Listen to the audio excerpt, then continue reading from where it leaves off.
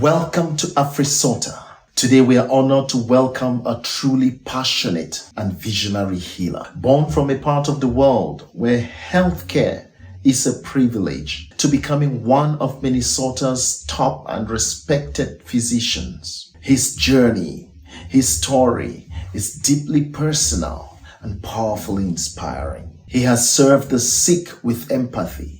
He has pursued knowledge across continents, yet he remains a fierce advocate for dignity in healthcare. Please join me in welcoming our storyteller today as he shares his story, his journey in his own words. Amazing grace. Every journey begins with a dream, a challenge, a moment of courage. At AfriSota Digital, we tell the real stories of resilience, success, and impact. We celebrate the triumphs, embrace the struggles, and inspire the future, because every voice matters. Join the movement, subscribe, like, comment, and be part of our community. Visit afrisota.org and follow us, because your story deserves to be heard. This is AfriSota. We aspire to inspire. Welcome to AfriSota series. This is a storytelling series for AfriSota. We call it the Ubuntu Storytelling Series. And usually it is not honorable for me to put words into who the person sitting in front of us is. So we give the opportunity for you to please introduce yourself to our audience and tell us a little bit about who you are, what you do, and if your name has some specific meaning that we need to know, then you can ground us there as you open the conversation. Okay, John, thank you so much for coming over today. It is really an honor for me to be part of this storytelling program that you're running for AfriSota. My names are Ivor Ditah, and I was born in Cameroon, more specifically in a very small village called Mankon. Within that village, in a quarter called Dakmafe. I just pause to say thank you for watching. Now like this video, subscribe to it, and share it. And why not leave us a comment? That's how the next person will get to see this video. You may be wondering what kind of a name is that. But, Damafe actually means the heel of sweet potatoes. Oh, wow. And that name came from the fact that we grow a lot of sweet potatoes in Damafe. Okay. So you can imagine that growing up, basically every week I had to somehow, in some form, consume sweet potatoes. Yeah, and my parents, my mom, by name Teresa Ditah, and my father was Muchi Christopher Ditah. And they were fortunate to have about 8 of us. Wow. And I am the second in that line of 8. Wow. So that's where my childhood was, really, at Dakmafe. Okay. That's where I did my, elementary, or what we used to call primary school at Dakmafe. And then subsequently went to secondary school in the famous Sacred Heart College. Oh, wonderful. Mankon. In Mankon. Where I did my 5 years of college education. Had my O-levels, and then proceeded to Katz Family, where I did my advanced level studies, and graduating in 1995. Wow. From there I wrote the medical school entrance exam, and the first time I failed. It was really a very sad moment for me. I can imagine. Yeah, so I just stayed back in the village, and my dad wanted me to go out to the university, and I said, no, Dad, I'm not doing that. I'm going to make sure I pass this exam. And I sat home. I took a whole year. Mm-hmm. We had somebody in the neighborhood. We used to call him Manchester. Uh-huh. And, unfortunately, he passed away just about a month ago. Oh, sorry. And he had what we call pickup. A pickup. And every morning I would come up to his place and go behind the pickup. Uh-huh. And he would drive to town. Then I would just leave from his shop and walk to the British Council. Oh, wow. And pick up books and study for the entrance examination to the medical school. And the subsequent year, that was 1996 then, I wrote the exam, and I was fortunate to get it. Wow. Yeah, so I then headed out to the medical school. At the time, the only medical school in Cameroon. Very, very competitive. I mean, we used to have about 12,000 candidates vying for 75 slots.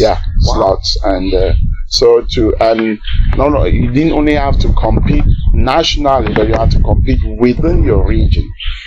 Because there was what they call planification. Mm-hmm. So you could actually, so Cameroon has 10 regions. Yep. And each region was therefore from 75 assigned 7.5 people. So 7.5? Yes, in order for each region to be represented at the medical school. And what happened is that you could actually, if you were number 9 from your region, then you may not get into Qs, even though you are 9th overall in the entire exam. You won't get to Qs. And the reason is not because you're not stupid. Yeah. Maybe somebody who's number 1,000 from a different region. Yes, because they are the first from that region. So people really never understood. I kept saying, "Oh, this kid is so smart. Yeah. So how could he passed so well?" Yeah, not get into the medical school. Oh, wow. So those were the complexities that we had to navigate to get into the medical school. But fortunately, in '96, I was fortunate that I passed the exam and I went in. The next challenge was in the French zone. The medical school was in the French zone. Yeah. So 99.999% of all the lectures were in French. So coming from an English-speaking zone, I mean, when we go to college, you have a lecture every day, maybe 40 minutes of French. It's not enough. I couldn't take notes. Talk less of understanding what the teachers were saying. And basically, after each lecture, I had to get notes from friends to go and, photocopy them first, and then take them home and try to translate before I could study. So, boy, was it a something. Tough experience. But, what I learned from that experience is really that if you want something, language cannot be a barrier. Sure. If you set your eyes on the goal, put all your efforts towards achieving that goal, nothing can really ever stand in your way. And because I really wanted to be a physician, I'm sure we'll talk more about why that is the case. Nothing was going to stand in my way. Yeah, so 7 years. Did you used to write the exams in French or in English? That's really interesting, right? Initially, my exams were predominantly in English. And some of the words that I thought the teacher may not understand well in English, because he's a French guy, I will write in English and then in brackets, I will put a word in French. And then proceed. So that's how, but by the end of the first semester, truly, because I had no choice, my French was, much more improved. Yeah. And I was able to now begin to write more, but in French, and then put words in English in brackets to say, sir, to express yourself more, just in case they can understand. Exactly. This is actually what I'm referring to. This is what I'm talking about. So you can imagine, basically, and if the teacher didn't understand, he had all the scripts to mark. Is he going to go take a dictionary to start reading, or what is this student saying? So basically, you were competing, let's say the test on 20, maybe you can just assume that the teacher, maybe you're competing on 15, because basically he wouldn't understand everything. He doesn't have all this time to go and look your into vocabulary will not make so much sense. Yeah. So by the end of the first year, Mhm. oh, mon français était très bien. Wow. À ce moment-là, moi, je parlais presque complètement en français. Wow. Et jusqu'à aujourd'hui, moi, Yeah. le français n'est pas un problème pour moi. Uh-huh. Donc, yeah. So that's a kind of experience that I had. So graduated in 2003 and was very fortunate to be sent to one of the reference hospitals in Cameroon. And that was Hôpital Général de Douala, the Douala General Hospital. And a lot of my normally new graduates are sent into the suburbs, into areas where you wouldn't have access to, I mean, even drinking water or anything. Sure. So to have been sent to that hospital was really, I don't know, I don't want to say luck. How it actually transpired was that when I graduated from med school, I was waiting for postings from the ministry. So I was in Douala where my older brother lives. And I found a small hospital where I was going and passing time, waiting for when I will officially be posted to one of the hospitals. Since everybody was basically recruited by the government, everybody that came out of Q. So as I was there, one day they had a meeting, a meeting of the region. All the doctors would meet in one hospital to discuss cases. So I went there and I sat in that meeting. The regional delegate of health was also present. So I remember the hospital was Sebek Hospital in Bonaberi, Douala. So they presented two cases, pediatric cases, and we're talking about the cases. And I sat in the audience, and what they were talking in terms of how the patient was being managed was, I mean, I couldn't wrap my mind around. I'm like, come on, what are they saying? Is this the same case they presented and they're giving this diagnosis? Yeah. So when they finished talking, I put my hand up and they gave me the floor to speak. So I got up and I discussed those two cases and what I think was going on and what I thought should be done. And behold, there was one guy there, a very renowned pediatrician from one of the private hospitals. Yeah. He got up and said, "Young man, stand up." And I stood up. And he told the hall, "Did you guys listen to this guy?" And they said yes. He said, "I have nothing else to say." And he sat down. Wow. So I sat down. Now the meeting got finished. We went where there were refreshments.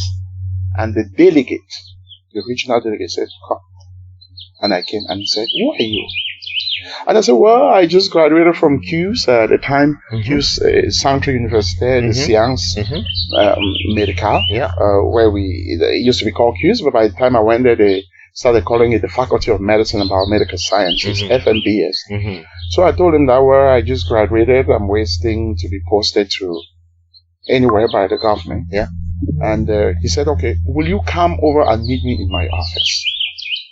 I said, "Oh yeah, I will."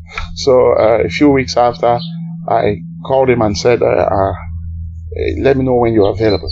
So he said, "I will be available tomorrow. Come over." And I came over, went into his office, and he said, "Sit down." He said, "Would you like to be posted to Douala?" And I said, "Yeah." Wow. He picked up his phone and called the Director of Human Resources in the Ministry of Health and said, "Sir, if there is only one person that you want to send to Douala, please could you send me this boy?" And the guy said, "Why?" He said, "I don't know if he's the best in his class. I don't know if he's even among the top 10 percentile. But please, can you if there is only one person, can you send this guy to me?"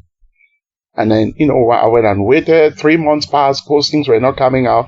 Just to remind him, refresh his memory. I came back to visit him, and he said, "Sit down." He took his phone again and called the ministry. And the guy said, "Sir, I have his name taped to my screen. The day the minister will give the orders that we do the posting, maybe I will send him to my village."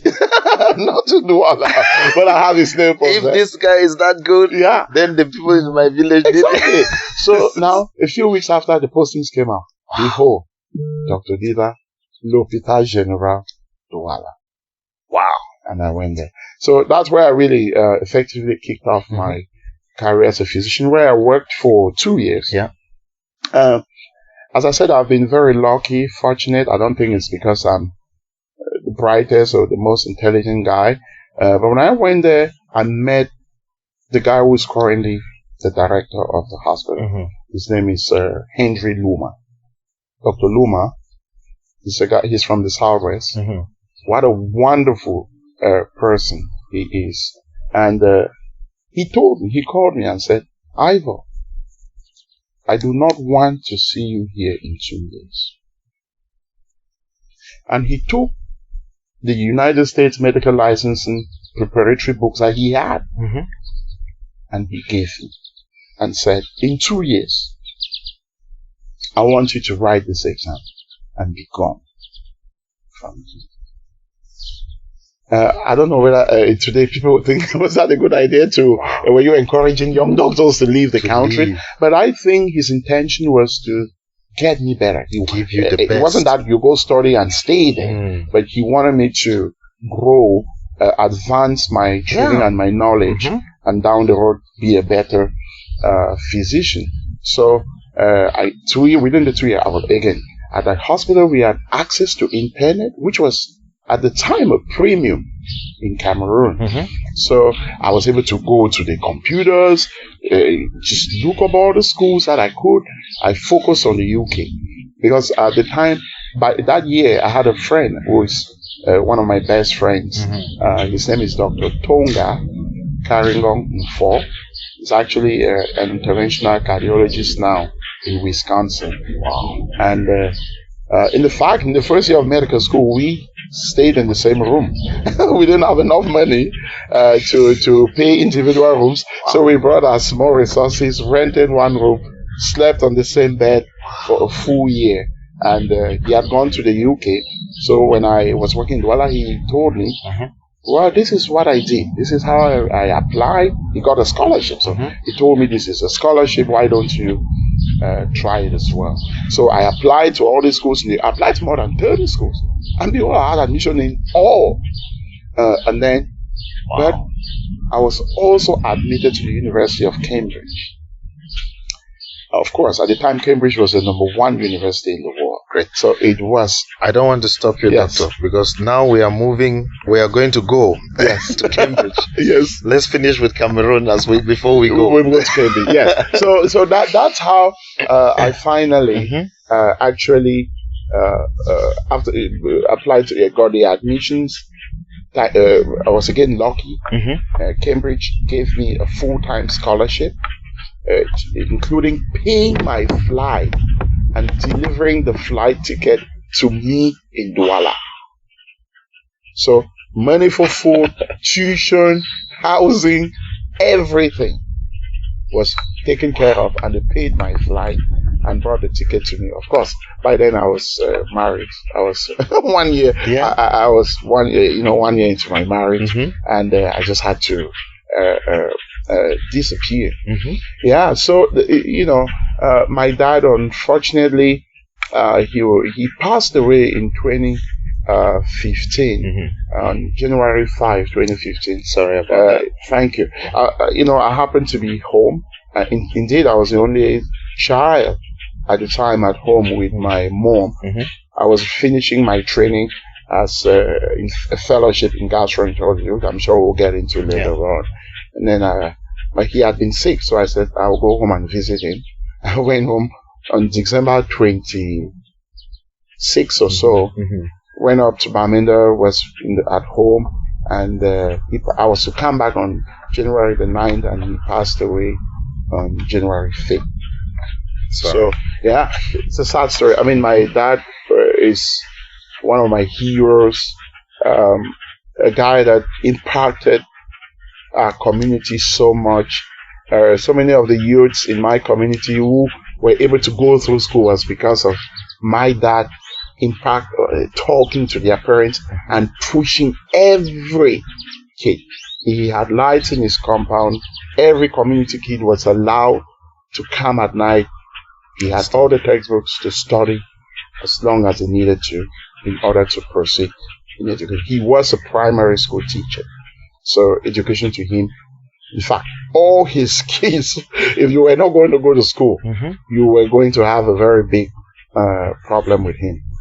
My mom too was more on the farming side, and that's how they were able to really educate us. My dad at the time, when I went to college, he had 3 of us in Sacred Heart. 3. He was a primary school teacher. Government or Catholic? Yeah, government. And my mom was basically a farmer, but oh boy, was she an industrious farmer. How much were they paying primary school teachers then?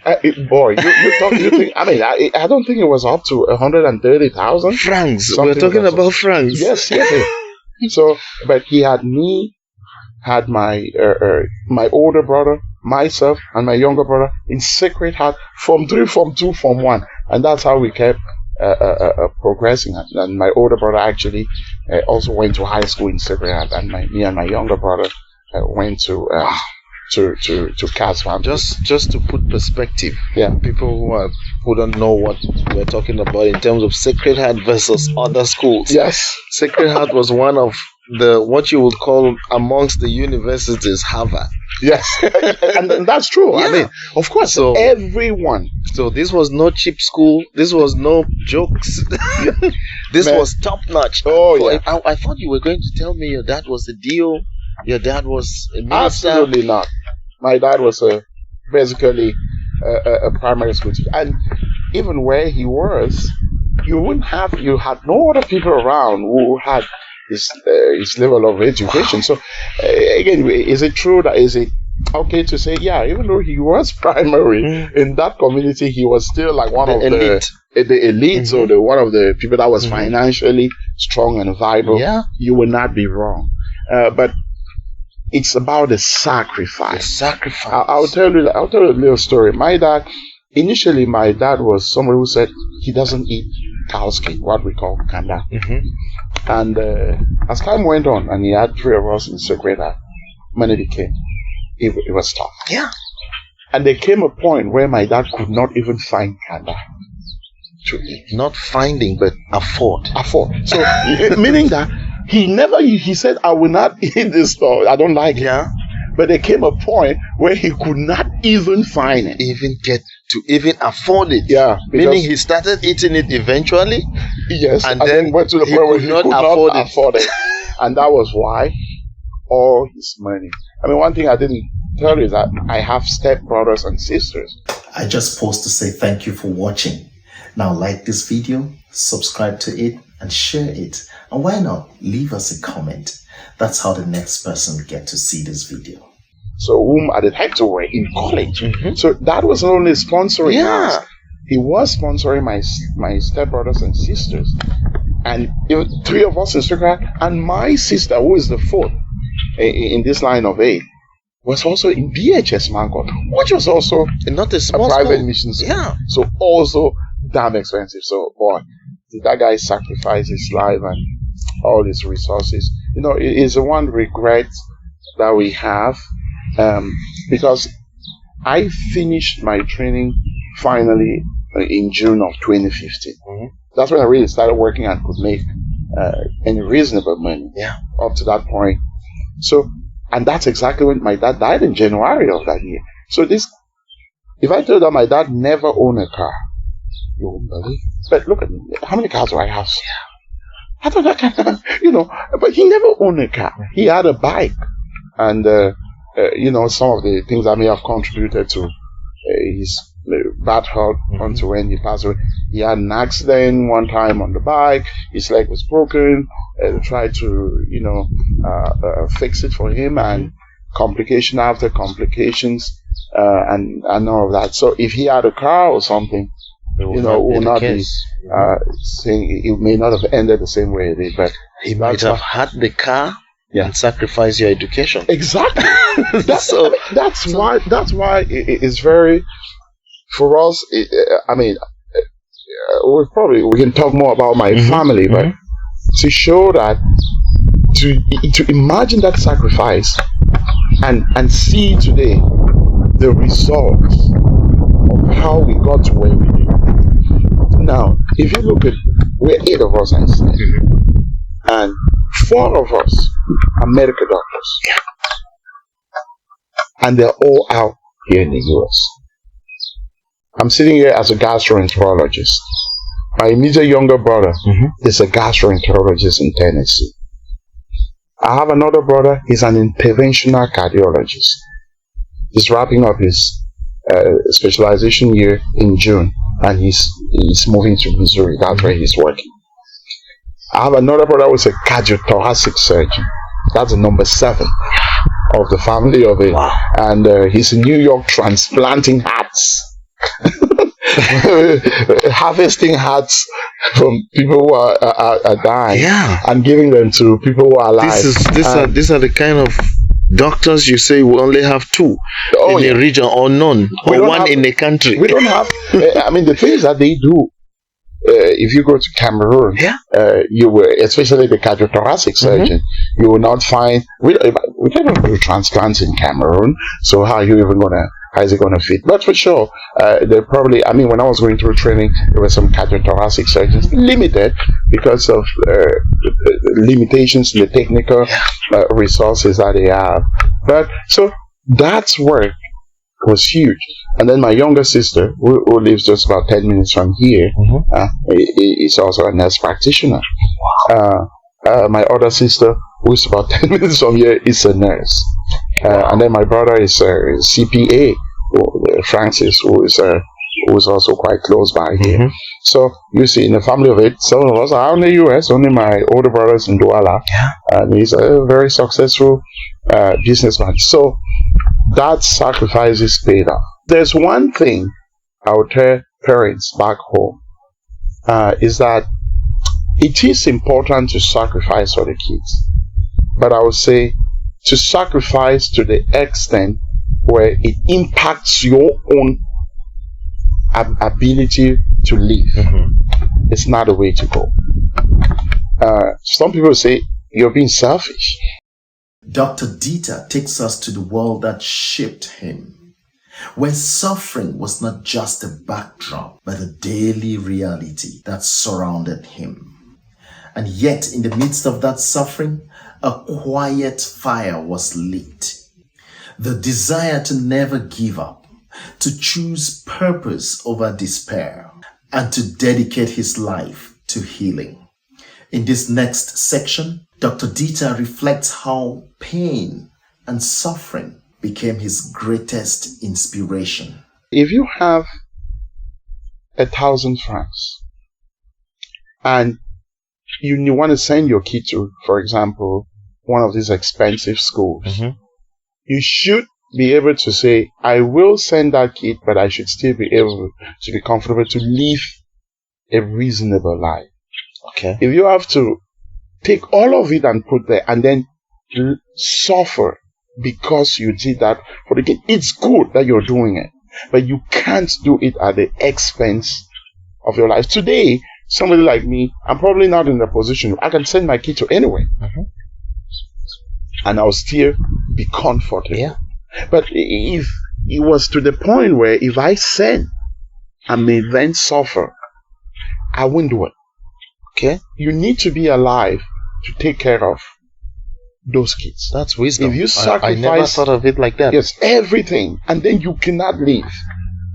You become, for example, for you them can't, too. even you go to the hospital and say you need to have surgery, you need 50,000, you don't have. Yeah.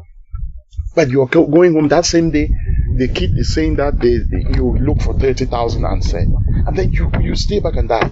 Why? Yes.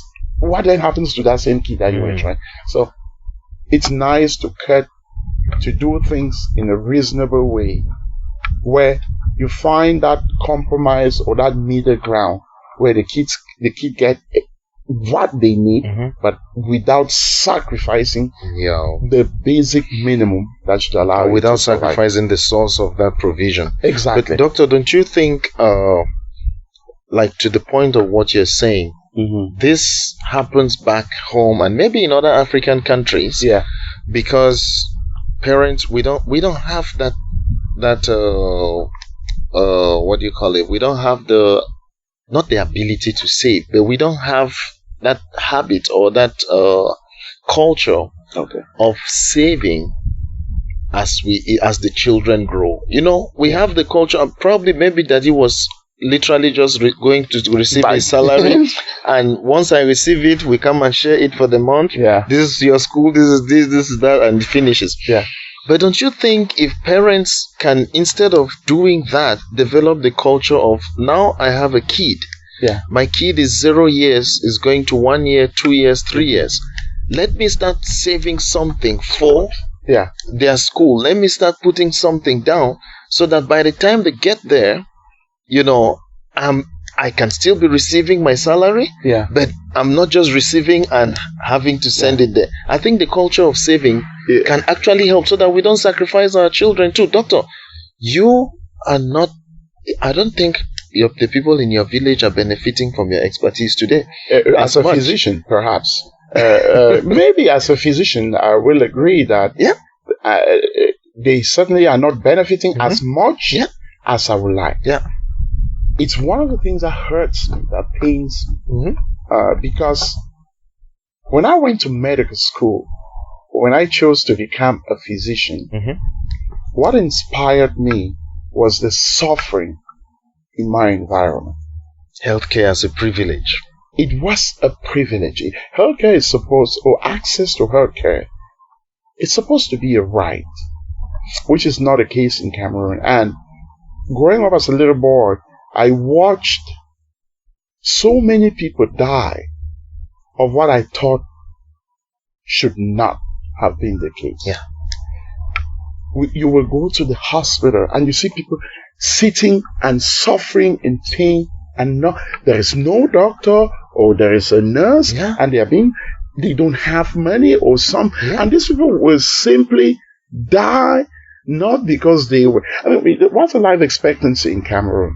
The last time I checked for a man, it's 49 years. 49. And for a woman, it's about 53, 54 years. So some of me, I turned 50 on Wednesday. So I should be preparing this myself. Wednesday? Yeah. Oh, wow. I turned 50 years. Anyway, we shall invite for the celebration later. But back home, people, when I look at my classmates, I look at people that we grew in the level, how do they look today? They look like 20 years older than whom they are. Look at their hands. And a majority have died. Indeed, I joke that perhaps if I go home today, I may not have friends. It's the truth. Doctor, how many of your friends growing up in primary school will identify with you now? Exactly. Sit down with you and say, Ivo, that's motive. Exactly. And that's the reality. You see, some people come abroad and they hesitate to ever relocate back home. It's not simply because they cannot don't, but they look at the current social fabric or what they will go back to, and they cannot find, nobody knows them. I imagine that if I go home today to my dad's compound, or our compound, where my dad is buried, I'm sure kids who are present in the village will come and say, Mama, we don't see some bar for all the who is it? Nobody knows me. Nobody. All the people I was going with have either left the village or they've died. But they are in no position to even come and not because you make it that way, but because they feel now that the gap is too big. It's too wide. I cannot even One thing go we've there. done though, John, is that we've tried to stay connected. Yes. And my brothers and myself, we've tried to really remain an integral part of a community. You asked the question whether the difference, am I able to impact my society? Or are they benefiting from whom I am today? And I said, regrettably, not to the extent that I wish for this. Yes, we could have. But that being said, we do, as a family, try to remain very impactful in our community. Before the war that started in Cameroon, of course, we had a tournament that we organized called in Ditah Memorial Championships, where we put in about 2 million every year, and invite all the communities to compete in this tournament. And the whole community was boozing. Wow. My younger brother Foster is currently building a stadium. In Takmafe. Wow. Borderland. Wow. He just sent the grass we have out here, the salt we have out here, to get out on the field and make it a world-class place. Yeah. We have plans to do a water system, wells, and connect it to a big tank and distribute it in the community. Yeah. We were going to build a library where we will stock it with all the textbooks of all levels of education. Wow. Put the lights in, get a librarian, pay, and have kids all over just come study, get the textbook, study, and then when it's time to go home, you go home. Don't worry about the bills. Don't worry about the textbooks. The war in Cameroon has really stalled a lot of our programs. The other thing we try and do, growing up in Takmafe was very tough. It was farming every day. As soon as we left school, it was straight to the Sweet potato. sweet potatoes, cassava, gari. Yeah. If you look at my hands, you're still going to see scars from weeding grating. the farm, grating the cassava. Yes, in order to transform it into gari. And that's how every Saturday my mom will carry like 5 bags.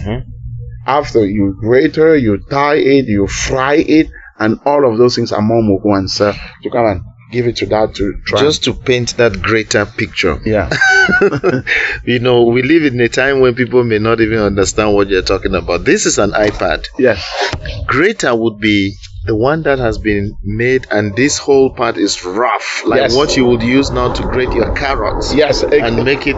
It's a bigger form of what we use to grate form of the one that you use to grate your carrot. A big thing like this. Yes. And you will have to hold a whole cassava and grate it. When it gets broken, your hand goes on the grater and on the thing. There was never skin on this part of my hand. Look at that. And sometimes we came up with methods to wrap up the hand with a piece of cloth before you do the grating, so that if that happens, the cloth, my goodness, was the first one to get onto the grater. So, man, we fetched firewood, and on Saturdays we will make a whole big fagot out of it, put it on your head, and walk for 2 to 3 hours to sell for about 300 francs CFA and get back home. We went to the bushes to harvest what we call anko. Anko, I know it. Store it, get ready, stick it on, and go round selling. We fetched, raffia palm, the bamboo, what you will call bamboo, made benches. Wow. So these beds that women sell in town, and on Saturday, put it on your head, walk for 2 to 3 hours to go, and sell it for about 400, 500 francs. And sometimes they are trying to knock you down. Yes, and walk to back 300. home. And when you're coming back, you're going straight to the farm to weed or harvest or dig cassava and bring it home. Or grate the one that is left. Boy. But, we say these things not to paint the picture that we suffered, but it's important to know that these things make you whom you are. Doctor, suffering and formation, yes, are two different things. Somebody might have made this in books that claim that there's only one way of knowing, there's only one way of living a better life. Yeah, they can paint this as suffering. But doctor, what did this teach you? Oh boy, a lot of lessons. I mean, you talk about hard work, that for everything that you want to do, you have to work extremely hard. It teaches you how to focus. If you have a goal, if I have a goal to achieve, the question is not whether it's going to be achieved or not. It is, when is it going to be achieved? Yeah. That does not mean on the way you will not have obstacles. when I go to weddings and people are getting married and they ask me to speak, I tell them that today, this is the happiest day of your life. It feels like even an ant, if an ant falls on you, this guy is going to put his head there and pick it up even before it touches you. But I want you to know that in a month, in 2 months, there will be days that one person sleeps and is looking the back of the bed and the other person is looking the front part. And if your leg touches not even there at all. If your leg touches the other person, don't touch me. If you are lucky, by the way, to still sleep on the same bed for those days. And you wake up in the morning and so you will not talk to the other. So it is not whether those days will come. It is how you prepare to confront those days when they come. Mm-hmm. Because they will. They will come. So don't live in this dream war where today they carry you in the air and something touches you. And they remove, they paint you every. So those that suffering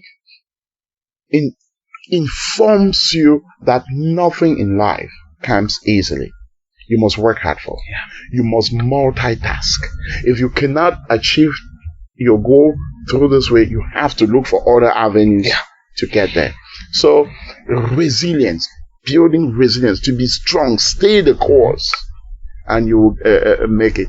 And of course, that's I think where I am today is because I was able to walk through those challenges based on those early struggles and lessons that we learned, and they've been able to allow me to achieve my career dream, which is where I am. The other thing I must say is, you must look back at where you came from. Why? When I was growing, there were grandmamas who had nothing. But every day I came back from school, the next morning, the house was full. This mama will cook her food. She doesn't even have oil. She doesn't have meat. But she says that my son has come back. She will put the first dish and come up and give it to you. Every day a mom saw you carrying a bag of cassava from the farm and your neck was almost going into your chest. And she stopped and took 5 of those. Those are the people that were important. That mama who was cooking or roasting her cocoyam, her cassava, and saw you, said, my son, come, and gave you a piece. Those are the important people in my life. And rather than sit here and wait that when they die, you send $100, $200 in order to get a casket. Send them just $20 today. $20, which will translate into about 12,000 francs CFA. Let that mama buy just a Tylenol or a paracetamol because of her knee pain. And the day she dies, do nothing. It's okay. So, guys, we must look back, help those people that contributed in any way to whom you are today. No matter how little it is, and do it when they are alive. When they die, do not come buying the most expensive caskets, getting the most expensive hearse, going and saying I'm going to build a grave, and it does not matter. Including me who is sitting here. If I die today, all this stuff that is done will not change anything. I don't even know I lived. When people die, I know Africans will differ. They believe that you move to the next one, you're looking down. Me sitting here as a physician, when I die, my chapter is ended. I do not know I lived, and I don't know I've left anybody behind. I don't even know there was anything. It's just come to an end. So please, if you have my loaf of bread, give it to me while I am alive. Don't bring it to my funeral. I will not know about it and think that, oh, he's seeing how I am there at his funeral and celebrating him. He probably knows. No, I don't know anything. Do it when I'm alive. Doctor, Yeah. I differ with you, by the way. And you rightly respectfully said Africans agree, will, yes, with that because we position. know about ancestors. Doctor. We do, and indeed, I wouldn't argue or deny that what you believe in is real. You know, in life, one of the things you cannot argue about the unknown. Yeah. And it is better to believe in that there is something afterwards, and then go and find out that there's nothing, than say there is nothing and then go and find out that there is something. It's like Christianity, right? That's for sure. It's believing that there is heaven, and living according to that way, it leads you to heaven. Yeah. And if you say there is no heaven, then you can live in a way that if you die and there is heaven, you should have made it clearer. Exactly. But the good thing, especially when it comes to religion, is that religion teaches excellent morals. Yeah. It teaches us to be nice, relate with each other well, don't steal, don't insult, don't kill, help if you can help, love each person the way you love yourself. Yeah. And that theme is what guides my practice of medicine. When I teach medical students, teach residents or fellows becoming subspecialists like gastroenterologists, in my first meeting, what I tell them is, you must treat every single patient as if they are yours. Yeah. You see a father standing in front of you, you must assume that this guy is just like my father. Yeah. Or you must assume that someday my own father will be standing in front of a doctor. How will I want that person to treat my father? And if that same way is the way you should treat this man, because he is somebody's father, and you must treat him that way. In that process, you will make mistakes. It doesn't mean you'll be perfect. Sure. But that mistake, you will have a clean conscience. Because that same mistake you made to somebody's father, you would have made it to your own father if he was the one standing in front of you. And that is all that guides me every day that I practice medicine. Great value. Whether it's a woman, a child, a dad, any person, you must treat them as if they are yours. Do that every day. And this reminds us of the Christian value: do unto others what you would like others to do unto you. Yeah, you must treat them with respect. Very grounded. And again, not to dismiss what the good doctor is saying about helping people when they are alive. I know that we take these things to extreme. I differ with him because of saying, what will be after? But he has clarified that. Don't say that doctor here is not thinking of the ancestors. But this is serious. Even not just the old people and people around. We have children who are here today and they are fighting with their own parents who suffer for them to be where they are today. And some of them even claim it was their duty. They had to do everything they could to give me a life. And so I don't owe them anything. And I would live my life. I would not discomfort myself because of my parents, because of them, This is wrong. And I think this is the point doctor is trying to make, because tomorrow when these parents die, these are the children who want to say, okay, keep the coffin for 6 months, let's gather the money and feed the whole Limbe, the whole Boya, so that we stop the city. And then they know that the children have come. Whereas when they were alive, you did nothing. They were still carrying Accra banana in the streets just to get that jangi money. The mentality out here has been changing. The paradigm has been changing a little bit, or shifting out here, where I've seen a lot more of our community people celebrate their parents when they are alive. They have a 75th birthday celebration, a 70th birthday. Do it. Let them see how much, what value you place on their life. And when they die, It doesn't matter what you do, but we must do it. And I mean, the question you raised about children, we're really at crossroads because of the conflicting cultural values that we have. You and I were born and raised in Cameroon before we came here to this new culture are different.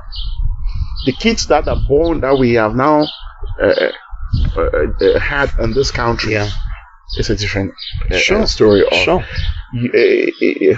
Make no mistake about it, that if you're thinking that the care you're providing to your parents today, you will get it from your children. I'm sorry to disappoint you, but that will not be the case. Sure. And I mean, each time you go to a nursing home and you're talking to parents out there, they are praying just to get a call from any of their kids, maybe once a month. Yeah. And it never comes. It never comes. So it's a pity. So do not, I'm not lowering your expectations, and bank. but that's the reality of what we're living. And as I live, I prepare myself for my retirement, knowing that if the kids come, it's a plus. Yeah. But I have to be ready for my own retirement. And why we blame them, I mean, not the blame is not entirely on them. It is the environment or the culture that we live in. And these kids are confronted with these differences. They don't know where to begin. Even a child that you had home who came here is different from the child that you have in this country because of that reason. Yeah. Next, Dr. Ditah speaks of the power of giving.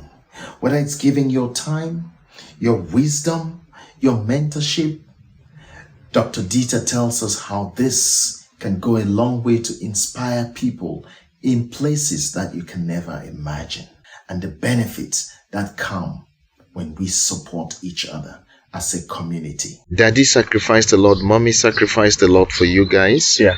And this is not because they could not choose otherwise. Look at the impact that sacrifice has for people they never even thought of. People you probably never even thought of. Oh, yeah. The people you treat in your practice in Minnesota today. Or in the world. Because you've traveled all over the place. Oh, yeah. Even during your studies, you were practicing. Yes. In Cameroon, think about the people. It's the statement that the world is becoming a global village gets thrown around very easily. But that's real. And the take-home message is that when we all die, all that will be left about us will be what the impact, the lives you impacted when you were alive. The keys of the car that I own, the day I die, a new person Owns it. will take the keys. Yeah. My home, some person We'll take it. For me, my satisfaction comes from impacting lives. If I can get more people to be physicians, kind and nice human beings, that's where my focus will be. If you see somebody suffering and you offer a piece of advice, that's all that matters. And it does not matter where that is. If we're becoming a global village, just make the difference. Change that person's career. Change the course of their life. And when you die, those are the people that sit back and say, wow. When you look at Pope Francis, who just recently died, why are people saying he was the humblest of all popes? It's not because he chose to be buried in this simple place and said my grave should not have any ornament. Put me on the ground. I don't want to. No. It's because of whom the man was. What he did when he was alive. It's not. It's not whether I own 10 cars. It's not whether I throw 50 parties every day. No. Change the life of somebody. No matter where you are. It doesn't mean you cannot reach back to where you're coming from. Whether you're here begin to make that difference. That's what matters. Of course, we never forgot where we came from. Yeah. Awesome. I want to pick out 3 major things from your conversation here. You said at some point that you don't want to say you are lucky, and sometimes you said you are lucky. Yes. Somebody once told me that if you are here, it's because you are supposed to be here. if you were given that opportunity, yes, or if you confronted that opportunity to fail, first of all, your exam, it was an opportunity, I want to say. Yes. And you had the opportunity to go and write it again and pass. I don't think that they were just calling anybody who wrote the exam to come and study in these schools. Yes. I don't think that they were just calling anybody because you have interest, you want to be a doctor, come here. Yeah. Doctor, you passed those exams very well. Well deserved. That's why they could pay your flight, send the ticket, even to where the address could not be located. I'm sure they used the post office address. Yeah. And it got to L'Hôpital General. Thankfully, it was a bigger institution that was well known. So you were supposed to be there. Yeah. So now, what you're saying about destiny, it's also one of those things that get thrown out. Mm-hmm. I differ because I prefer to tell people that you can choose the destiny you want. Mm-hmm. Why? Because if that's your mindset, then you work towards it. Okay. But if you sit and feel that I'll be a doctor, and you do not want to be a doctor, you never get there. You never get there. So our mindset should be, I want to be a lawyer. I want to be a doctor. I want to be a teacher. I want to be an engineer. Each time, at every point in my life, I do what I call a situational analysis. Yeah. And in my situational analysis, I look at where am I? And I analyze where I am. And this applies to everything in life. Yes. And then I ask the question, where do I want to go? Be. And I have that goal defined. And I assume that between where I am standing and that goal is an ocean that I need to cross. And to cross that ocean, I look back into my life so far and reap lessons from what I have experienced, which informed me of where I am today and will guide me towards that goal and tell me how I'm going to cross that ocean. Am I going to use a boat? Am I going to try to swim? Am I going to get on a flight? Those choices are the things we decide. But all I know is whether am I going to put that bridge? How do I bridge where I'm standing to go across the ocean and get to my goal? And that's my destiny. So if I sit here and do that and simply say, my destiny that I will go there, and I'm doing nothing about it. How do I get there? So you are living my dream. I believe that people who sit and say it is destined that I'll be this are lazy people. You have to work, and that's how I was brought up. You have to work for everything. Single thing. You cannot sit and think it will be given to you. If you do that, prepare yourself for regret. It's the message I give for failure. Every kid who is between the ages of 15 and 21 that has the opportunity to speak to me. I tell them that this is the period you decide to make your future or destroy it. You can choose to do sleepovers every day. You can choose to get involved in every kind of sporting activity. Play, hang out as you want. Or you can choose to sacrifice this critical period and build a future. Meaning, you sacrifice the 5-6 years, and that determines how the next 60 years, if you were to live for 80 years, will be. Or you have the sleepovers enjoy. And then the next 60 years you live asking yourself what you did. You reap make what the choice. you sow. Make the decision. And that's a message I give my kids. Yeah. Directly and indirectly. Like, that's the focus. Yeah. And you can have those 6 years to enjoy and do whatever you want to do. Or you choose the 5 years. Yeah. It's your decision. Good. And I will support you in that decision. In that decision. And by the way, Doctor, I was talking about this not even in terms of destiny. After you have done all this hard work, you have studied, nobody came and met you in the village and say, hey, go and study here, go and take these are the scholarships that are available. You put in some effort. There was some drive in you, and you put in the hard work. You studied for it. Yes. You burned it when people were sleeping. You're studying. After you have done all that study, and you finally get enrolled in Cambridge, or you get enrolled in wherever, I mean, for your case, in Cambridge. Yeah. And once you are in Cambridge, after putting everything you had to put, Doctor, is not luck. You made that, you prepared yourself to be on that list. So you are not there because you are lucky.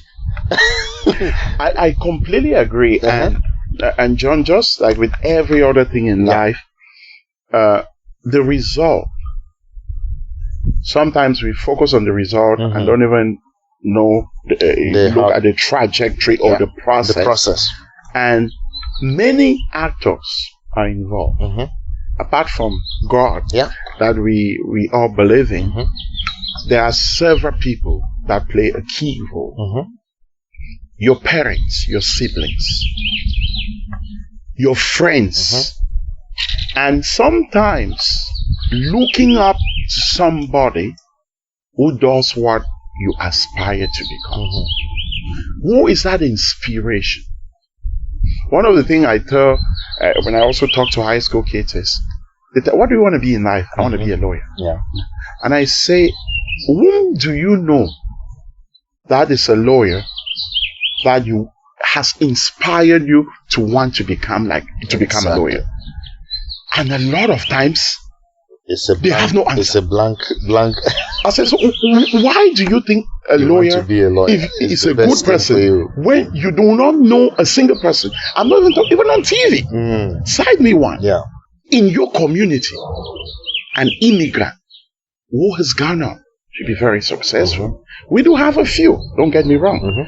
But when you're making a decision, you're not making a decision for the exception. Aspirations, for the exception.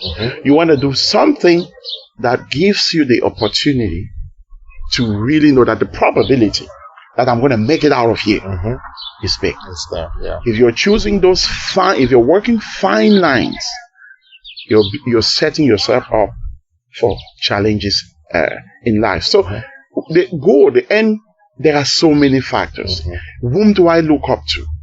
Friends, like I cited my friends to you, Dr. Tonga, who was key for me to end up in the UK, and then he moved to the US, and I ended up coming over here.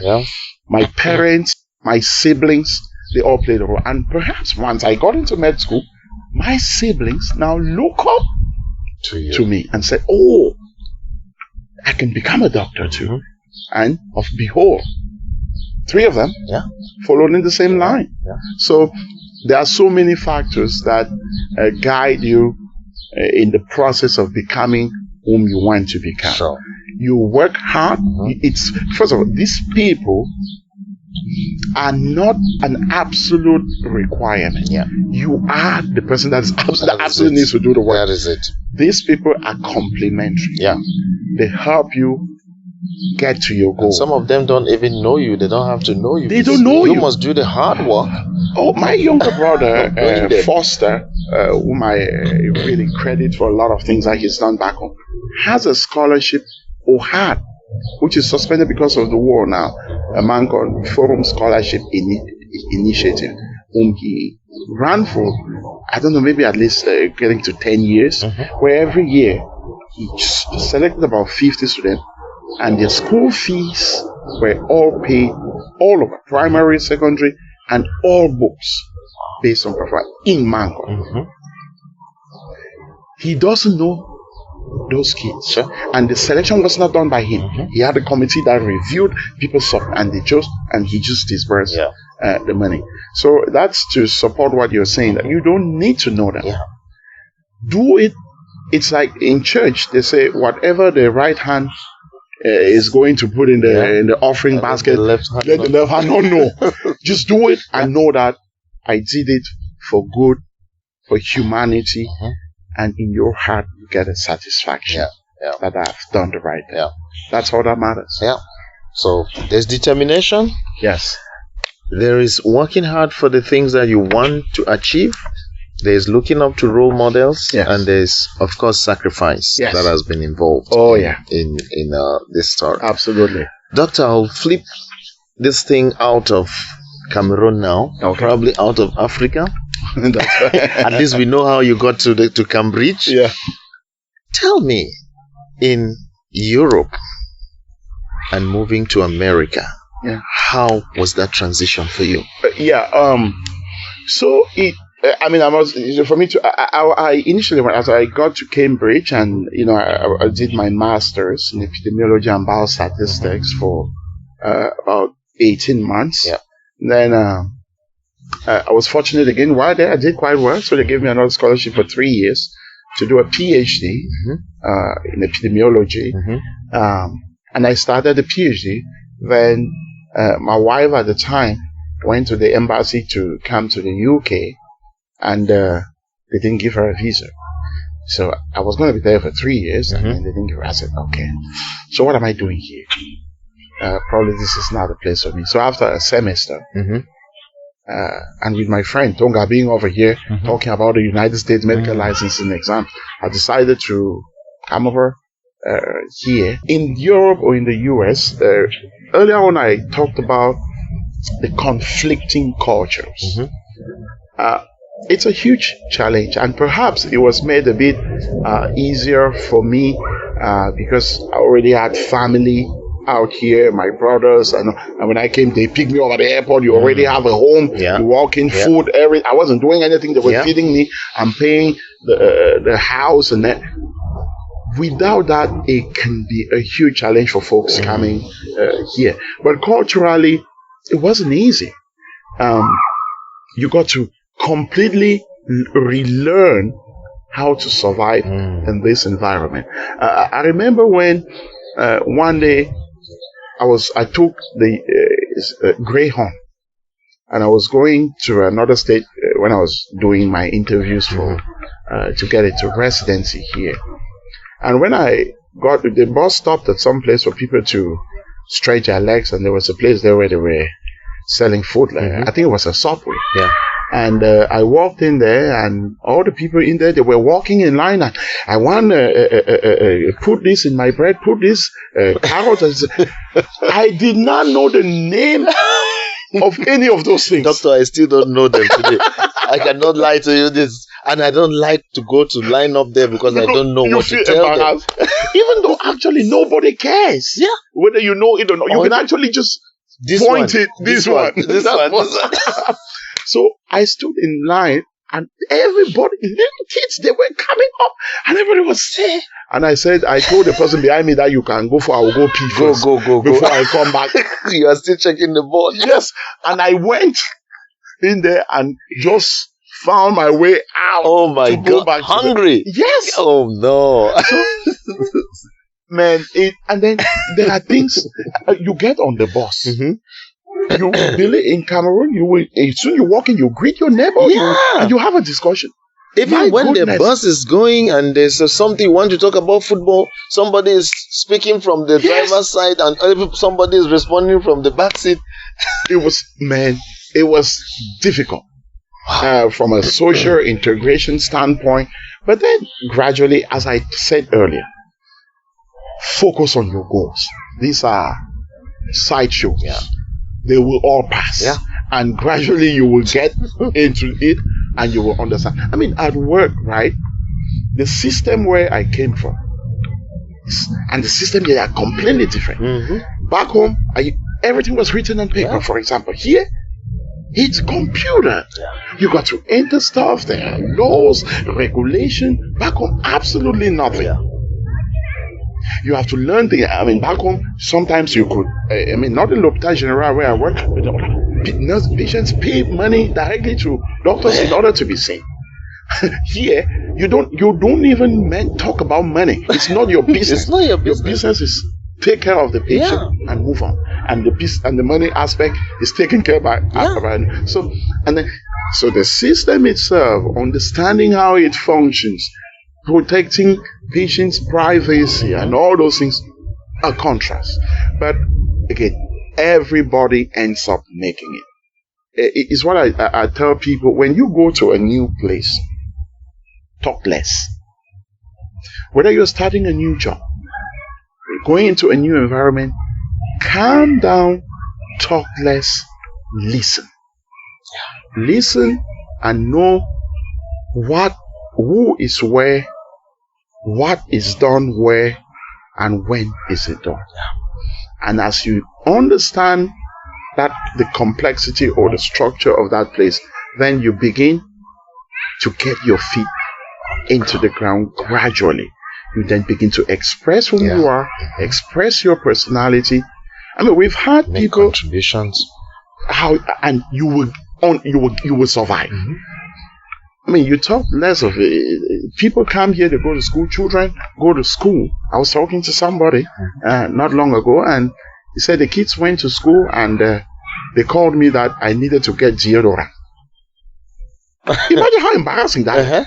Meaning the kids smell. Yeah. All the other kids are running away and saying that this guy smells. Yeah. And then even you talk about Listerine, the mouth. Just imagine how demoralizing and embarrassing it is for your kid to be laughed at or mocked or having no friends because they're saying that. So these are all the cultural and they'll say fights. They'll say it out to you very clearly. Nobody is going to think about it. But you know, you think about it. I don't think if you and I were speaking here and there was an order that was coming straight, you will be here this long. We are all human. Doctor, maybe I'll persevere, but if you're observant, you will be like, yes, that something is wrong. I mean, somebody is talking and they are, when you're talking, they are doing this, and you will know that something is wrong. But my message is simple. Yes. Those are distractions. Yes. Those are sideshows. Keep what brought you to this country. What is your goal of being where you are? That's where your focus is. Yes. These side things, you can fix them. They can be fixed. And your focus should be on your goal. That's correct. Fix this. That's correct. Yeah. I mean, there's no better way of putting it. Yeah. Side shows. Yes. And that's all they are. They are. Side shows. So some of us come and we make them the main event. Yes. And we say, oh, they insulted me here today, I'm not going back there. Exactly. Oh, I went there today, the way the guy was looking at me, he's racist. I'm not doing this anymore. Yeah. So, please. I've told folks that you and I can be here and you hurt me and refuse to recognize that you are wrong. And it's creating a strain. Yeah. I will come to you. Me will come to you and apologize that I am sorry. Just for peace to reign. And I know that in your soul, you are so guilty. And me apologizing makes you even much more guilty. Yeah. Because you know you were wrong. Yeah. You know, Michelle Obama used to say, when they go low, we go high. We go high. So sometimes when people believe that they are right or they are doing the right thing, whereas society, because of what society says, we know you are wrong, but you fail to admit it, I will apologize to you and walk away and have a clean soul. That's it. So, forget they insult you, it's okay. When I insult you, there is no line written on your face with the insult, so that when you walk out there, people can look and say, this man has been insulted. That's the stupid man 50 times. So you are too stupid. That he's being insulted everywhere. There's no line. So why do you care? Even patients that come, they have challenges with narrating their story, the clinical presentation, their symptoms. And of course, today it's much better because there are now translational services that are attached to every hospital. And I mean, including Pidgin English. Oh, and I didn't know that. Yes.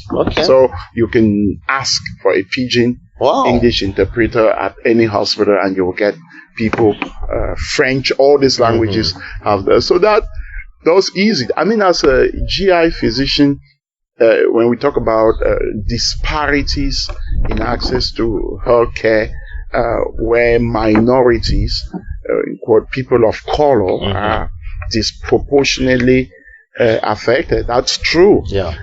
When I go in to do endoscopy, for example, I may have 13 patients on my list. Who is the person that is more likely not to show up? A black person or a person of color. Yeah. Who is the person most likely to show up and not have gotten the information before in order to prepare? It's a person of color. Who is the person most likely to show up late? It's a person of color. And then one time I was making the argument within the health sector where I said, they've now developed systems that say you can go online and book an appointment to see a physician. What does that do? It means I need to have access to a computer. Yeah. Not only I need to be able to have internet. Yeah. Number 3, I need to be able to navigate the computer. Yeah. Now, who are the people in society who are unlikely to be able to have a computer, pay for internet, or have the computer knowledge? Who is it? Minorities, immigrants, poor people. So, these premium slots that people can book online, just sit at home and book, means these people can never get those slots. You say if you cannot do then call. When they call, what happens? They are kept on the phone for 15, 30 minutes. And then sometimes when they find, and the person who was there to help them schedule, who can speak the language, may be distracted and go elsewhere. By the time you pick it, you cannot understand them. That time is wasted. They need to find another time. Can you imagine that if you had a cancer, that maybe if it was caught within a certain period of time, it would not have spread to another part of your body. But because you couldn't go online, you are struggling to book. And whenever you get through on the phone, the next appointment is far out because every person had booked online on the previous. You fall. Or by the time you are even calling, somebody is taking that slot. 3 months down, 4 months. And by the time you come, they say, well, your cancer has now gone to your liver. Yeah. Whereas maybe 3 months ago, that cancer was still only in your colon. They would have done surgery. You are done. But now it's gone to your liver. They are telling you surgery will not help because it's already in the liver. And that's a death sentence. Yeah. That's a death sentence. Death sentence. So, man, the cultural differences can be seen from every angle or aspect of life. People just need to be aware, be informed, and talk to people, and be on top of their game and reap the best they can. Don't get me wrong, the situation is getting better. People are getting aware, getting informed. The situation is getting better. Okay, we continue.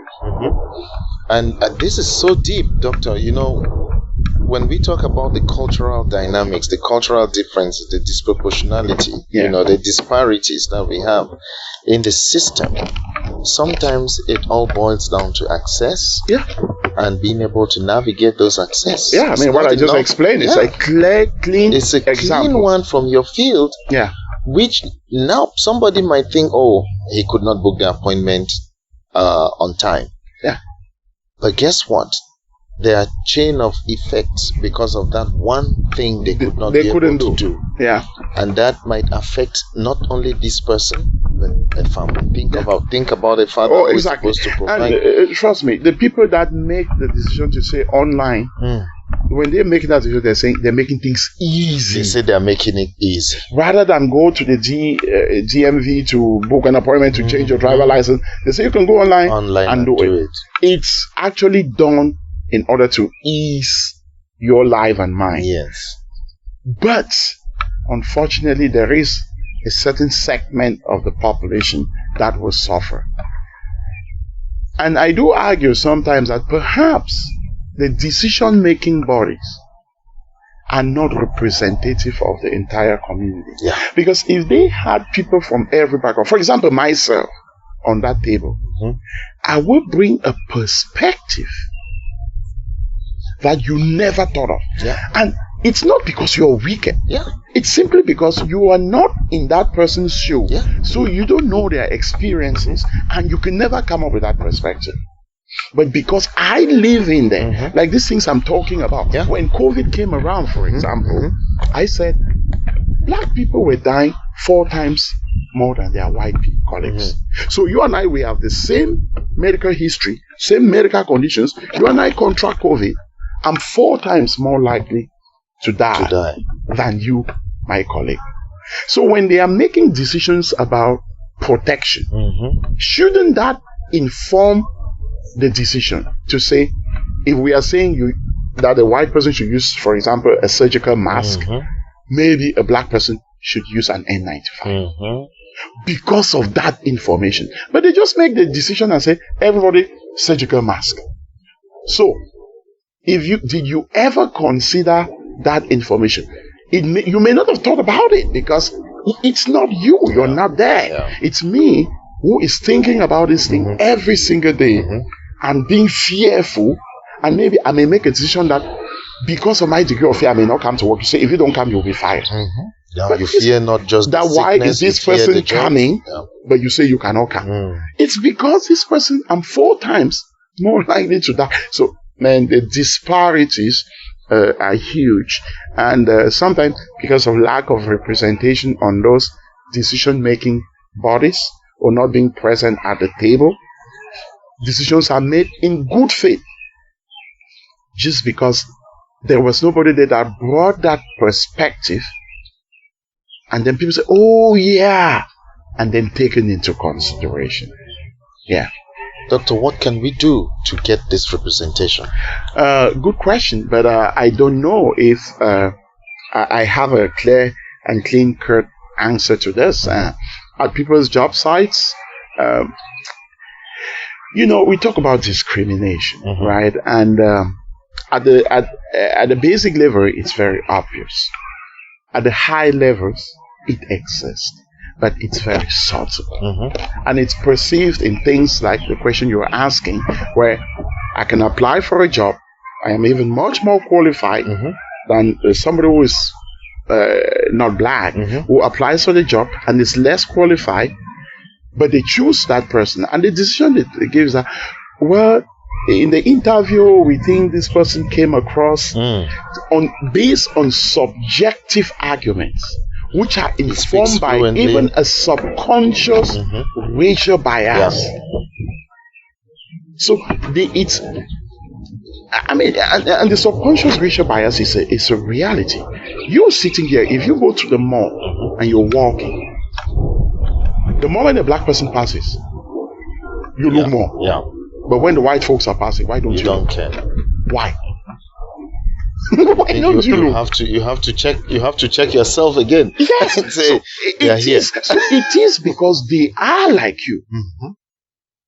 And I trust you, that same mentality, if you were making a decision between 2 people, you may unconsciously choose this person because they look like you. Yeah. You look at cases in courts. A jury, let's say a black man is being tried. If you have a pure white jury, you can almost say this person is going to end up. Yeah. But if you have just one black person, the likelihood that they will have a hung jury. Yeah. Why?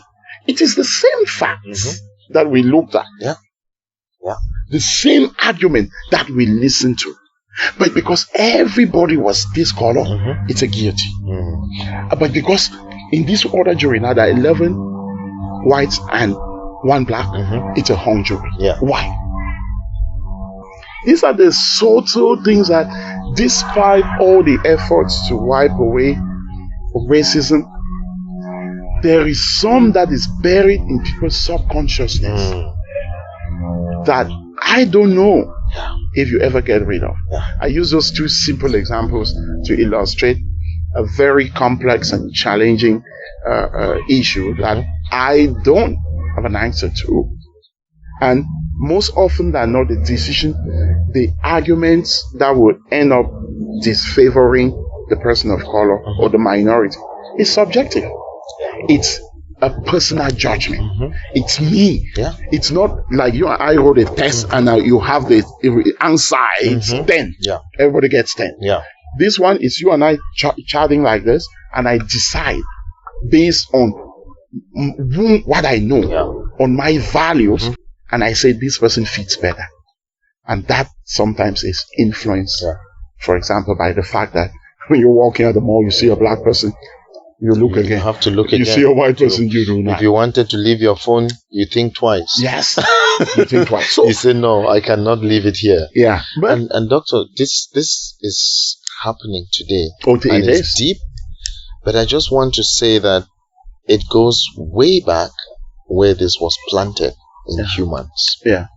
And way back is not from the time of creation. It's not from the time of the origin of human beings. Yeah. I'm talking about 400 or 500 years ago. Yeah. And why am I bringing this up here is because something actually happened to humanity 400 years ago, 500 years ago, which made it feel like there is only one way of knowing.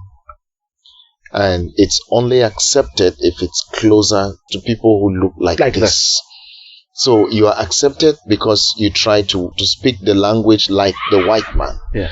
You are more preferable because you show politeness. Yes. Because you dress with the suit, not with your traditional way to go into a doctor's meeting. You know? So it shows you can represent, but representing who? Representing this what? Is a very deep conversation that you're engaging. The more people will learn to accept different people for whom they are, the better we will survive in this society. Let me use a simple illustration to really discuss this point. Yeah. What do you understand by the sentence people of color? Are they white? White is not a color. There you go. What? So anything, as you rightly said, that you must behave in this way to be seen as normal. Yeah. Anything that is not white is people of color. Of color. Right there is a problem. Racism. Yeah. We talk about in the language, in the expressions. People of color. Yeah. White is not a color. Certainly. It is the ideal. It is how we should be. So anything that's not like this is considered a color. Yeah. So you have to strive to be closer to white. And that statement is on all official documents. It's everywhere. It's all around everywhere. And people freely talk about it as if it's normal. It's not. And people have to accept it and feel like they are helping them. You know, ultimately in life, you want to pick your battles. What is important and what is not. What battles to fight and what to leave. So they make those decisions based on what is a priority. And if they believe that it's not worth my time fighting that I'm called a person of color, so far as I'm able to get my Gary, may I fight for my Gary and live my life. The day God called me, I would have done what I'm able to. Whether they called me color or they call me anything, keep your eyes on the goal. That's all that. You go back there and you go back there, you go back there. Yes. And I love it. I mentioned to you that I'm writing a book which should be out before maybe August 15. Yeah. And it's titled Fractured Identities. Okay. The War on Blackness and Belonging. Okay. That's an interesting one. I will possibly I gave that book this particular title. I gave it this the title, yes, because of what blackness is looked at today, what blackness has been created to be, you know, and what people perceive as what is acceptable from a black person, you know.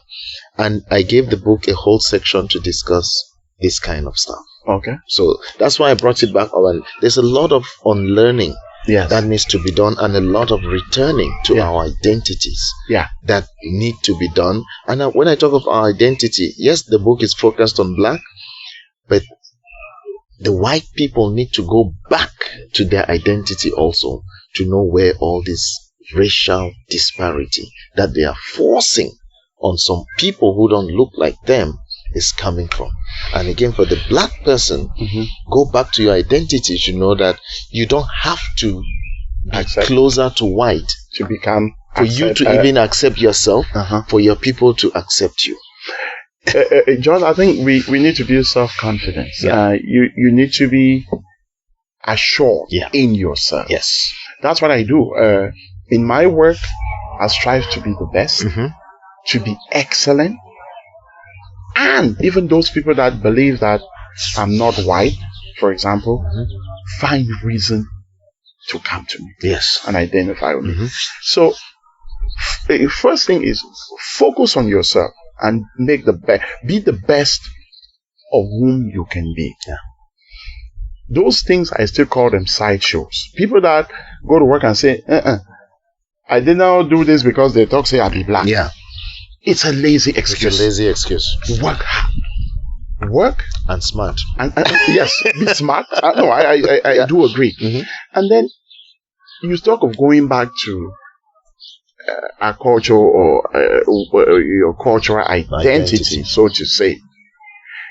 Unfortunately, because of the strive for greener pastures, we have abandoned our homeland to come to a new place. And this new place has its culture, which is very different from whom or from where you're coming from. It's a battle. It's a battle. We end up with a hybrid. That's true. Of culture. And sometimes that makes it difficult to fit. Yeah. I wish we did not have to make this journey. Like we were talking about ancestors. Nobody questioning whether every time there's an event we have to pour. Yeah, the libation. To call the names. Our ancestors. Unfortunately. But this is, I don't want to blame the leaders of our homeland, because I believe it's all of us who are responsible for changing our society. And that person only sits there because we have decided to be silent. Yeah. And when you are silent, you're complicit. Yeah. And so you are all to be blamed why Cameroon has a 92 years old man who is probably still going to win another 7-year term. And we think, and we have people going on television and saying to defend it is okay. Yeah. What is it that you would call the hardest moment in your field that you experience based on how you look, based on what you believe in culturally? Yeah, I mean, certainly is getting into positions of leadership, where I've just come to accept that you just have to accept who you are, where you compete with somebody whom on paper should not. There's no fight. There's no debate. And then the results come out. And that person is chosen.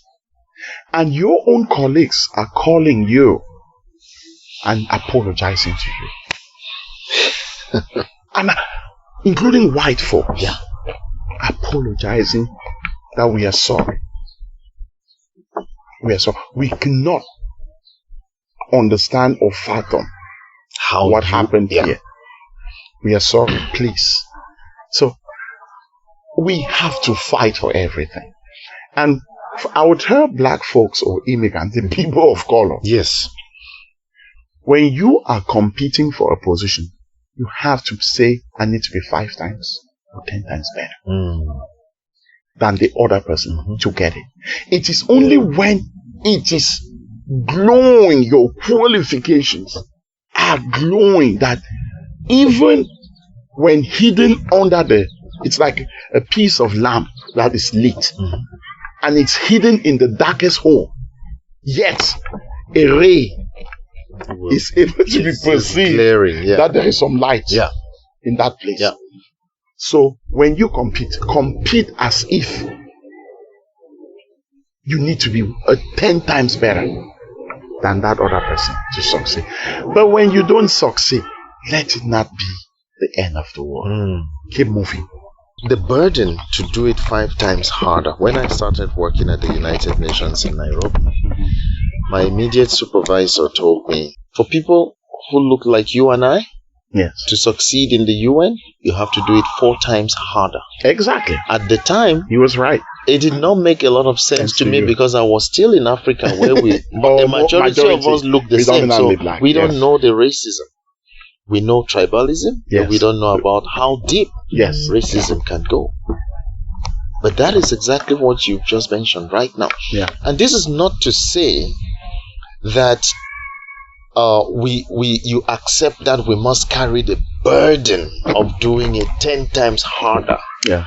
But this is for you to say, if anybody is listening out there who has power in a system that should not have this as its default principle, position, learn to have people merit what they get. Learn to have John, people. What you're saying has been, it's on all textbooks. Yeah. If you walk into hospitals, there is all the documents that talk about equity.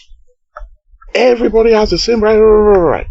In leadership, in this organization, 25% must be people of minorities or people of color. Even when they go to minority, they include women. Yeah. And white women are considered minority. So even the minority ends up being the same white people. So the system is structured in a way that it will take years to ever, if not centuries, to ever deconstruct it. But we must have hope. We must admit that things, in very little ways, whether it takes a George Floyd death to move the needle, gradually moving in some positive direction. Certainly in our lifetime, we may not see the end. Yeah. But our hope must start the work. Is that the next generations, a journey of 1,000 miles begins with a step. And as I always tell my people, if you go to bed, the man or a woman goes to bed with an itchy anus, he should not be surprised when he wakes up with smelly fingers. Yeah. Because you will inadvertently scratch your anus. We have to find a solution. Doctor, just 2 last things, and I will not bother if you are very brief on them. Number 1, you've been in the healthcare for a long time, and a deserving, I can call it a representation of what excellence from people who look like you and I represent in the healthcare. And not just in Cameroon, in Europe, in America as well. You represent that. What have you seen about African immigrants in your experience that need to change as they approach healthcare? It's certainly a lot of things. But if there is one single thing I must point out, is awareness. We have, unfortunately, because of where we are coming from, being self-conscious about self-care and looking after yourself is not something that we treat with any seriousness. And I say this because a lot of people come to us at a point where there's little that can be done. So if people take their health much more seriously, for example, they ask people to do annual physical, where they do for women, they have like screening for colon cancer, breast cancer screening, And these are all cancers that we know are more aggressive in white people. We talk about colon cancer screening starting at the age of 45 for every person. And we know that the literature or the data shows that if a black person, they often come with more advanced stage of the disease at the point where we cannot do anything. So if we become self-awareness, knowing that our health is important, and if you are not healthy, you can't do all these things we're rushing out there to do. You will not do it. Yeah. If you come today and I do a colon and say I see a cancer, and they do a CT scan and say it's gone to your liver, lungs, it is as good as saying we will give you chemotherapy and wait for the day that God says it's time to come home. And that's painful to watch. It's like black people. We all come from an environment where, for example, hepatitis B is common. I give community talks in this here and there ever so often, talking about some of the things that are unique to whom we are because of our background. And we are now in this new society where the physician, the white person who has never been in our environment, may not even think about. It's like malaria. If you went to Cameroon and came back here and had a fever and went to the hospital and you did not talk about the fact that I'm just from Cameroon, a physician would not think that you could have malaria. Yeah, they would not test you for it.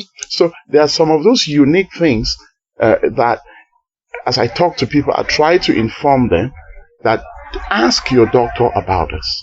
And if you cannot, contact me.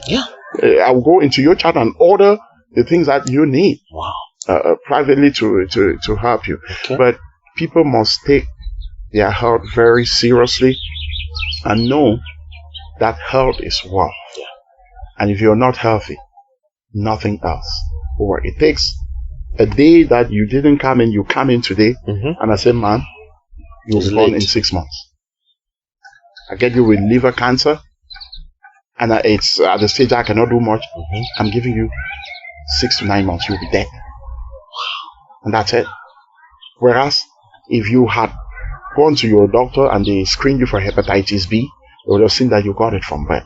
Because that's mostly how we transmit it. You would have been followed up. This cancer, it may have happened, but it will be diagnosed early at a stage that we can decimate it. And you live like every other person. So that would be the one serious thing. The other things we talked about feeling like if I go to a white doctor, they may not treat me better. Something is better than nothing. Go. And if they treat you and you feel like he's being racist, biased, again, those are sideshows. You can find a different person. But your focus or your goal is what? I want to be examined and the things done in a way that I know I'm reassured that I'll be there unless something else pops up. One last thing to African immigrants, the ones who are not here yet or who are not in medical school yet, but who aspire, they want to be a doctor like you. What do you have to tell them from your story? Just one last thing. Those in the US. Okay, well, hard work. I'm not saying this to be proud, but my first daughter just graduated on May 3rd as a physician. From the University of Minnesota. Congratulations. And I'm very proud to now call her Dr. Mambo Che. And, on her graduation day, I said, Mambo, I cannot believe that if you and I are sitting in a room and they say, Doc, when I'm turning to get up, you also your daughter is also better. You're also going to be standing and up. And you are only turning 50. Yes. Wow. So, and what did it take for her to get there? This kid was focused. Maybe inspired by seeing her dad be a doctor. And uncles. And all the uncles. Nobody's playing here. She said, I can do it. I watched this kid work as hard as I've ever. I don't even think maybe that I worked as hard as she did. She had a goal. She kept her eyes on the goal. She did everything that it needed to be done. And today she's going into family medicine and will become a family physician. So to all the kids out there, keep your eyes on your goal, and you have resources like myself, I am here available to talk to any kid who wants to know about the medical field.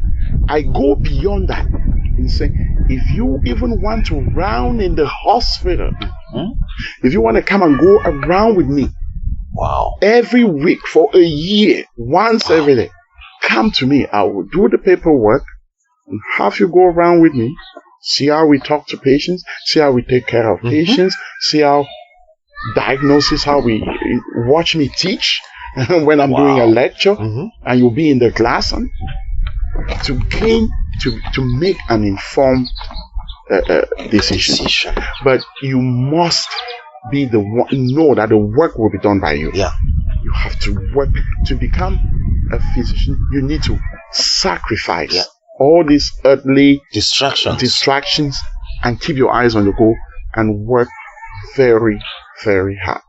And you will make it. We have a lot of people now in our community whose kids are becoming physicians. I'm extremely very proud of the number of kids I've been able to mentor and those that I continue to mentor right now who get into the medical field. And to all those parents out there whose kids make it, man, kudos, and let's keep it going. If you are a doctor, you are a lawyer, just see what he's doing for the community. It's not just judging the cases and being paid for it. It's not just being in the hospital and looking at the patients, but training another lawyer, training another medical practitioner adds John, an that's extra very important hand. because I tell my younger students when I teach them that I have a job to make sure you're excellent. Because when I come at 70 and I'm working with my walking stick and I enter into the ER, I want to make sure that there's somebody who can take care of me. So if we do not train the next generation, when you shall come, what shall happen? There will be nothing.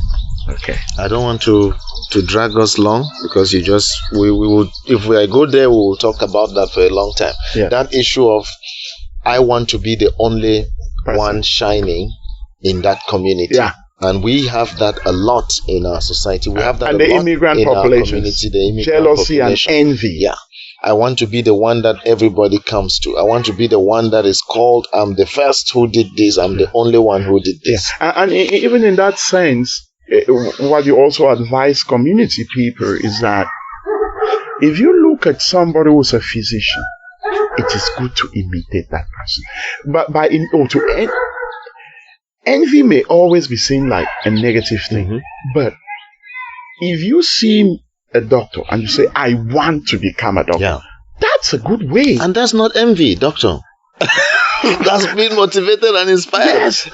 Do not say, why that person be doctor, no be me. That is envy now. Down. That's what we don't like. But if you instead fight to say, I want to be that, like him. That's what we want. That's how we grow. Well, there you have it. Thank you so much, doctor. And this is a very good time well wasted. I know you have a lot that you would have been doing, but you chose to be here. You chose to represent. You chose to give us your knowledge, your story, and your life. Like I said, this is just the first for you, and for you to come back and really educate us. You have said it. We need information. Doctor, you have information. Now we need you. Absolutely. I mean, again, John, thank you so much for coming. Hopefully, I was able to share a little bit about my story with you, and hope people that will watch this or that listen to this can be inspired. And beyond that, feel free if you want to reach out to me, whether you subscribe to the videos, send comments, and ask for my contact information. I'll happily talk to anyone. Of course, not side shows, but on things that are important that can help us grow as a community. We, as a people, if we work as a team, the results will be much more remarkable. As an individual, you may get good results, but you can never get the results that come from working as a team or as a community. Definitely. And my job is to make sure that I can help as many people as I can to become like me. We want to be in the position where I am, or to be like me, to become exactly whom I am in the best image of themselves. Nothing more to say. Thank The you. elder has spoken. Thank you for Doctor, coming. thank you so much. Oh.